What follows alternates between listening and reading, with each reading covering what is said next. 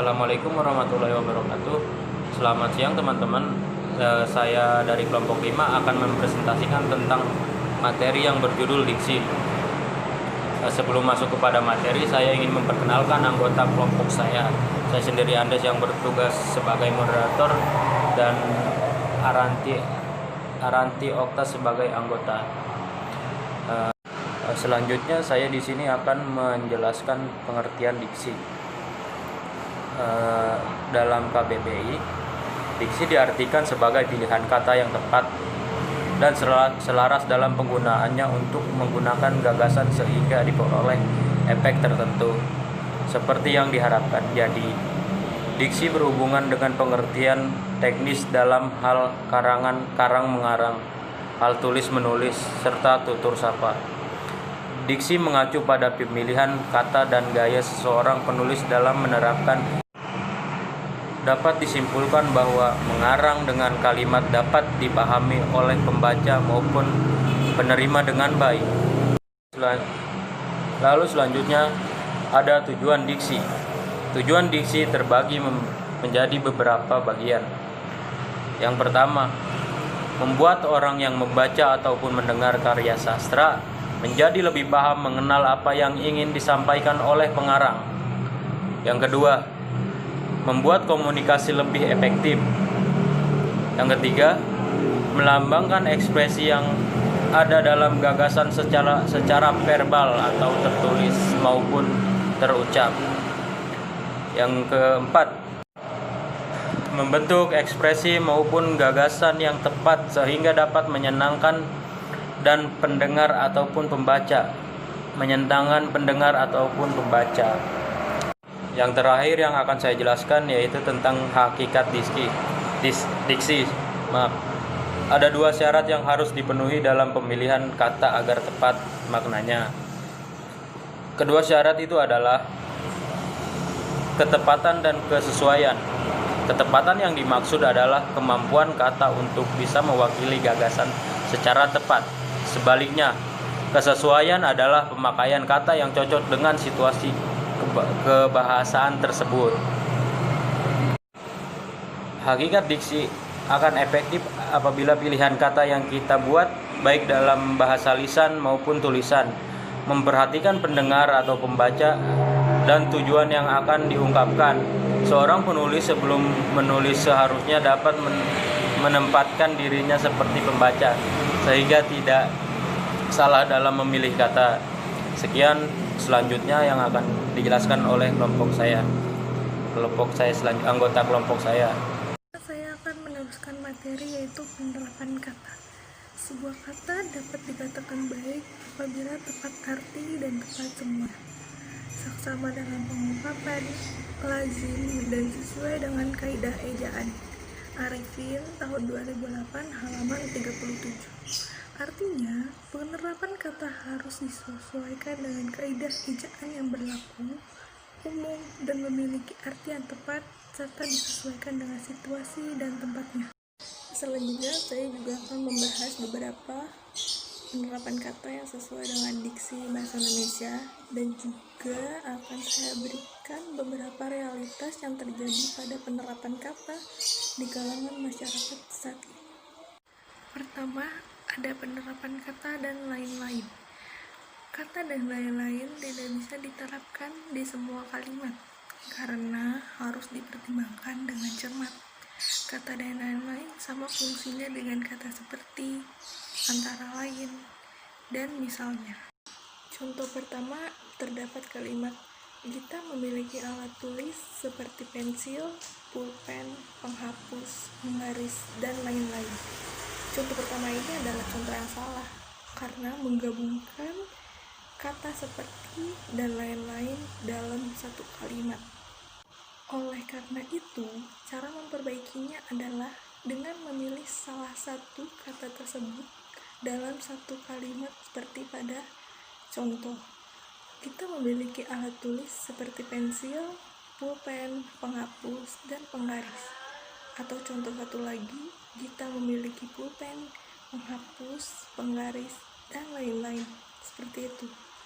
Selanjutnya, penerapan kata suatu dan sesuatu. Kata suatu dan sesuatu jelas berbeda dalam penerapannya. Kata sesuatu tidak diiringi dengan kata benda, sedangkan kata suatu harus diiringi dengan kata benda. Nah, di slide ini saya sudah mendapatkan 4 contoh. 1 dan 2 adalah contoh yang salah, 3 dan 4 adalah contoh yang benar. Adinda sedang mencari sesuatu benda. Ini adalah contoh yang salah. Yang benarnya adalah Adinda sedang mencari sesuatu. Contoh satu lagi ya, terdapat sesuatu yang tidak bisa dilupakan oleh Dimas. Ini contoh yang salah. Yang benarnya adalah terdapat suatu pelajaran yang tidak bisa dilupakan oleh Dimas. Selanjutnya ada kesalahan pembentukan kata. Kesalahan pembentukan kata terdiri atas 14 bentuk. Yang pertama ada penanggalan awalan atau imbuhan meng. Di sini ada 2 contoh, bentuk salah dan bentuk benar. Bentuk salahnya, Presiden Joko Widodo hadiri pertandingan final Piala Jenderal Sudirman di Gelora Bung Karno, Jakarta. Bentuk benarnya, Presiden Joko Widodo menghadiri pertandingan final Piala Jenderal Sudirman di Gelora Bung Karno. Di sini bisa kita lihat kata yang salah dan benar itu ada hadiri dan menghadiri, di mana pada bentuk benar kata hadiri ditambahkan dengan imbuhan meng menjadi menghadiri. Selanjutnya yang kedua ada penanggalan awalan atau imbuhan ber. Di sini contoh bentuk salahnya, kami tidak keberatan untuk membantu Anda belajar. Selanjutnya bentuk benarnya, kami tidak berkeberatan membantu Anda belajar. Bisa kita lihat bahwa kata di sini adalah kata keberatan dan berkeberatan, di mana dalam bentuk benara keberatan ini ditambahkan dengan imbuhan ber menjadi berkeberatan. Selanjutnya yang ketiga ada peluluhan bunyi C.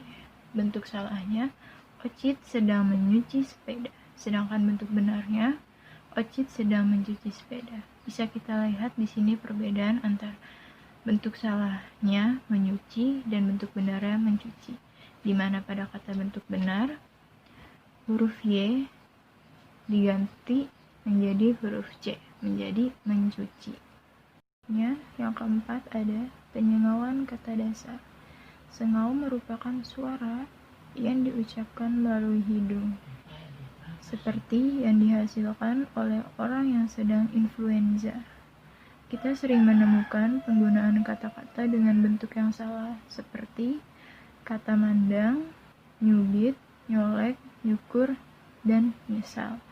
Dalam bahasa Indonesia, bentuk tulis tersebut yang benar adalah memandang, mencubit, mencolek, mencukur, dan menyesal. Yang kelima ada imbuhan meng dan peng terhadap fonem K, T, dan S dan P. Dalam bentuk salahnya di sini ada Pak Syahrul sedang mengkoreksi hasil UTS siswanya. Bisa kita lihat di sini mengkoreksi di mana ada huruf K, ada koreksi. Yang kedua ada bentuk benar ya. Pak Syahrul sedang mengoreksi hasil UTS siswanya. Kita lihat pada kata mengoreksi di sini tidak ada fonem K. Selanjutnya yang keenam ada kesalahan imbuhan ke. Dalam bentuk salah, bajunya ketukar dengan bajuku saat acara persami minggu lalu. Sedangkan bentuk benarnya, bajunya tertukar dengan bajuku saat persami minggu lalu. Bisa kita lihat perbedaan bentuk salah dan bentuk benar terdapat dalam awalan kata ketukar dan tertukar, di mana pada bentuk salah itu kata tersebut menjadi ketukar, sedangkan bentuk benarnya menjadi tertukar. Kemudian yang ketujuh ada penggunaan akhiran ir. Kata yang sepadan dengan akhiran ir adalah asi atau isasi, yang artinya proses. Selain itu, akhiran ini hanya bisa digunakan pada kata serapan dari bahasa asing. Sebagai contoh, di sini ada kata legalisir dan legalisasi. Kemudian ada koordinir dan koordinasi. Legalisir ini adalah bentuk yang salah, sedangkan legalisasi adalah bentuk benar. Yang selanjutnya, yang ke-8, ada padanan kata yang tidak serasi. Di sini ada dua bentuk contoh, bentuk salah dan bentuk benar. Bentuk salahnya, karena modalnya terbatas, maka Sutarya mengurungkan niatnya untuk berwira swasta. Yang kemudian bentuk benarnya, karena modalnya terbatas, Sutarya mengurungkan niatnya untuk berwira swasta. Di sini bisa kita lihat bahwa kata maka untuk bentuk benar tidak lagi digunakan. Selanjutnya yang ke-9 ada pemakaian kata depan di, ke, dari, bagi, pada, daripada, dan terhadap. Sini bentuk salahnya, contohnya itu uang itu dititipkan di saudaramu. Sedangkan bentuk benarnya uang itu dititipkan pada saudaramu. Bisa kita lihat di sini perbedaan antara bentuk salah dan bentuk benar itu terdapat di kata depan di dan pada. Yang ke-10 ada penggunaan akronim atau singkatan. Pemakaian akronim dalam bahasa Indonesia kadang tidak teratur. Yang 11 ada penggunaan kesimpulan, keputusan, penalaran, dan pemukiman. Kata kerja yang mendapatkan imbuhan an akan mengalami perubahan makna, yaitu hasil. Selanjutnya yang ke-12 ada penggunaan kata yang hemat. Sebagai perbandingan di sini ada kata boros dan kata hemat.